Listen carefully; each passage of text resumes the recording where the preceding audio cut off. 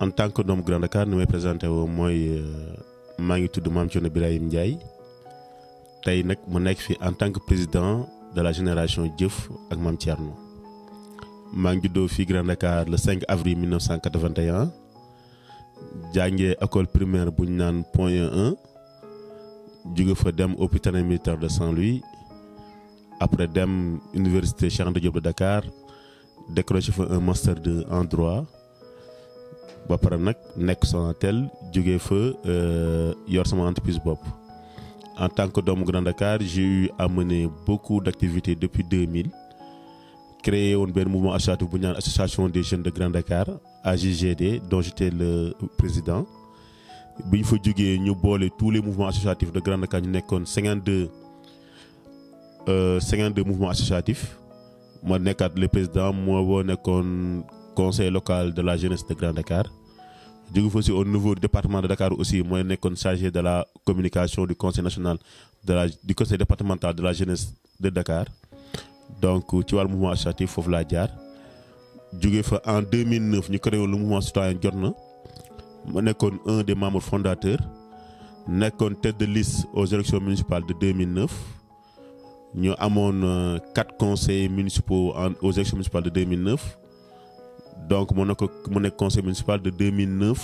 à 2014 donc mun naa ne kon ci tënk Grand Dakar jaar naa juddoo naa fi màggee fi yaroo fi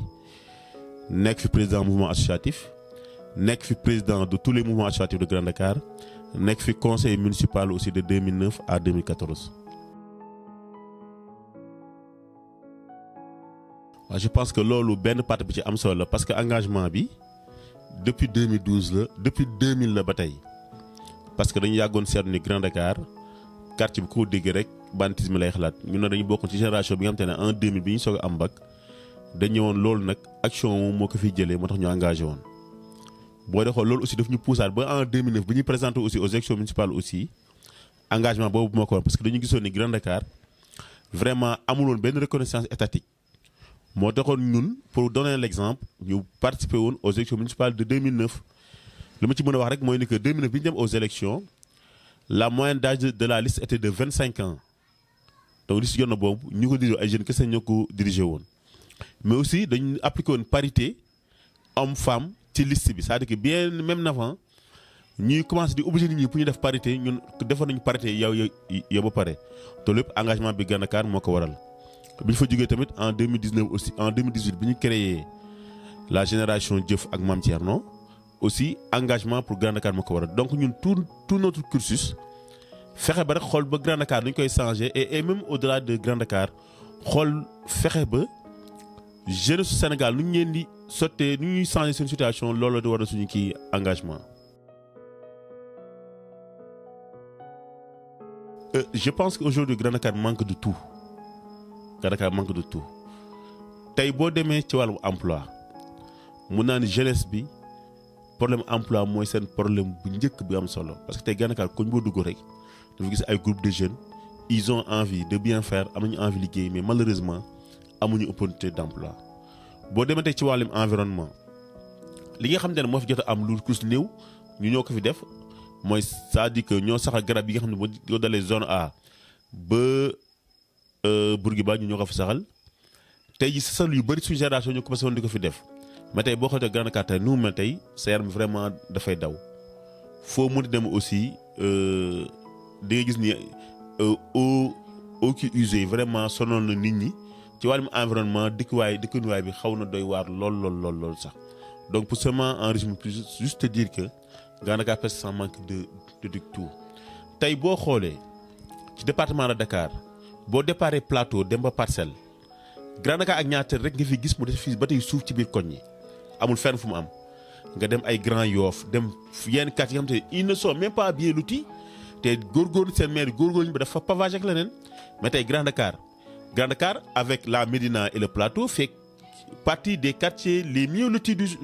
Sénégal mais malheureusement ba tey suuf si gis nga nu ñu kii sonalee parce que tout simplement amul benn volonté politique boo xamante ne ni am na fi je pense que en résumé Grand Dakar manque de tout. sama activité politique mouvement bu ñaan génération jëf ak Mame Thierno moom moo ko porté. Déjà pour dire que structure bi en 2007 lañ ko mettre en place le 15 décembre 2018 ñu def suñu rentrée politique ñu def ci rentrée politique boo xamante ni Grand Dakar ñëpp xam nañ ni yomb kii am fi vraiment mu doon meeting bu amoon solo boo xamante ne Grand Dakar ñëpp génn nañu ñëpp rafetlu ko. président de la République bi nga xamante ne moom la ñu décidé jàppale aussi gis nañ ni écart de voix bi mu am ci élection présidentielle yi wuute na lool ak écart de voix yi mu doon am te loolu ñëpp xam nañ ni génération jëf moo ko defal président de la République. donc ñun kon bi fi ñëwee ba tey gis nga ni déjà sur le plan de la mobilisation ñoo ngi ko assuré mais sur le plan des élections aussi candidat bi nga xam ne moom la ñu jàpp muy le président Macky Sall aussi am nañ ko apport bu dem ko indil. maintenant ci wàllu mouvement bi fexe nañ ba depuis 1 an koñ bu ne ñu ngi fay dugg di organiser ay tey débat on l'a fait avec beaucoup de rue bu loolu weesoo aussi bépp doomu Grand Dakar bu nekk diaspora mu nekk France Italie Allemagne jël nañ suñu tàng jógee Sénégal dem seeti leen waxtaan ak ñoom ci devenir u Grand Dakar ñu doon ñoom aussi lu ñu rafet parce que ñoom aussi dañ ci am benn apport bu important buñ ci kii yor je pense que tournée boobu moo ma defoon tax na vraiment doomu Grand Dakar yi nekk ci diaspora bi yëpp vraiment rafetlu ko mais aussi wax ma ñoom aussi ban gis-gis lañ ci am. su loolu weesoo aussi vraiment bépp kilifa bu nekk Grand Dakar dem nañ la seet nañ la liggéey bi nag jeexagul parce que ñu liggéey bi li ñu ko gisee diggantaan Ndiaye mooy fexe ba kër gu nekk ñu dem fa fexe ba groupe de jeunes bu nekk ñu dem fa waxtaan ak yow par rapport au projet de Grand Dakar parce que ñoom actuellement li ñuy wax mooy war a nekk ñun suñu programme bi nga xamante ne moom la ñu war a proposer waa Grand Dakar en 2021.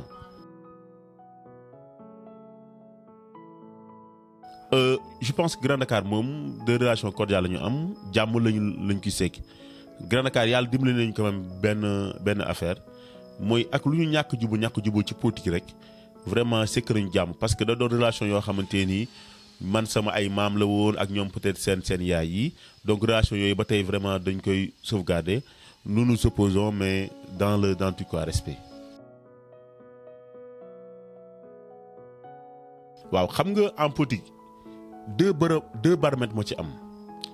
benn bi mooy la mobilisation benn bi mooy les élections sur le plan de la mobilisation depuis 2018 ba tey génération jëf lépp lu mu woote ñëpp gis nañ ni mobilisation bi muy am loolu moom comme li ma ko waxee sànq meeting ñu def le 15 décembre ba tey des na dans tout l'annales de Grand Dakar ñëpp nee nañu 96 la fi gëjoon am bi Macky Faye di soog a présenté aux élections donc bu dee wàllu mobilisation kon ay jàmbar lañ ci président de la République aussi bi mu fiy ñëw dama mobiliser yeneen leader politique yi nekk aussi mobiliser mais génération jëf dem na ba président nangu ko ni vraiment ci wàllu mobilisation moom génération jëf moo fi gën a mobiliser. benn élection lañ jotagul participer muy élection présidentielle yu 2019 ñu doon jàppale président de la République Macky Sall différence de voix yi amoon ci élection législative yi passé entre Benno Bokk Yaakaar ak Taxawu Khalifa. C'était moins de 700 voix ñun bi ñu ñëwee jàppale le président de la République ñun dong ñoo dolleeku ci jàppale le président de la République différence de voix yi presque mën na plus de 2800 voix pour seulement vous dire que donc bu dee ci wàllum politique am nañu différence bu ñu wane bu dee ci wàllum mobilisation aussi am nañu différence bu ñu ci wane. mooy déjà rek dañuy njëkk a taxaw depuis des années ñoo ngi ñuy nax ci suukar ak ceeb. je pense ñu ñëpp li ñuy xaar ci mairie bi mooy mu change suñu cadre de vie te jëpp nañ ne gis nañu cadre de vie Grand Dakar depuis 10 ans dafa gën a bon dafa gën a yàqu. léegi li des aussi mooy ci wàllum marché bi ci wàllum assainissement ci wàllum propreté Grand Dakar dafa dellu ginnaaw bu baax a baax kon li may leen di lancer mooy nañu pare te xam ne nag seen doom jug na pas un fils d'emprunt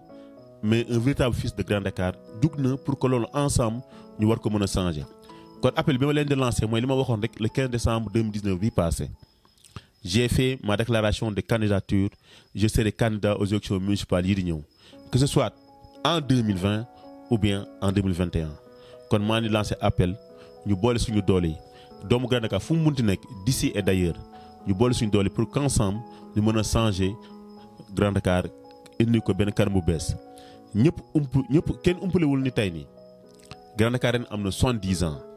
bëgg nañu Grand Dakar buy am 100 ans mooy dans ci 30 ans ñu gis beneen Grand Dakar boo xam ne xar kanam bu changé Grand Dakar bu set cadre de vie bi baax assainissement bi ñu gën ko defar. no déjà xam nga ku xool Grand Dakar depuis quelques années dañu gis ni jeunes yi ñoo ngi jël ay kii initiative jeunes yi ñoo ngi entreprendre je pense Grand Dakar Info ci cadre boobu yow la bokk déjà mooy rek am ci fierté dañ njëkk a dem parce que avant ku dégg doomu Grand Dakar jeune Grand Dakar lan ngay xalaat banditisme ngay xalaat maintenant bu ñu demee ba dans tous les domaines de la société ba doomu Grand Dakar yi di fa émerger donc sant yàlla donc initiative bi ngeen jël créer Grand Dakar Info da ngeen ciy encourager di leen féliciter mais aussi di leen ñaan suñu borom dëgëral leen ba nga xamante ni mu dem ba nekk télé bu mag au niveau national parce que ñun benn fierté rek la ñu mën a am saa yu ñu gisee doomu Grand Dakar buy nekk ci lu mu nekk di ci émerger dañ ciy sant yàlla dañ ciy fierté et je pense que loolu dafa bokk ci defar Grand Dakar bu ñu fexee ba domaine bu nekk doomu Grand Dakar nekk fa di yëngu ci li ñu nekk am ci ndam c'est-à-dire que Grand Dakar rek moo ci mën a am ndam donc encore une fois ñoo leen di encourager di leen féliciter di leen ñaanal suñu borom dëgëral leen kattanal leen ba vraiment mu nekk télé bu kii mag a mag.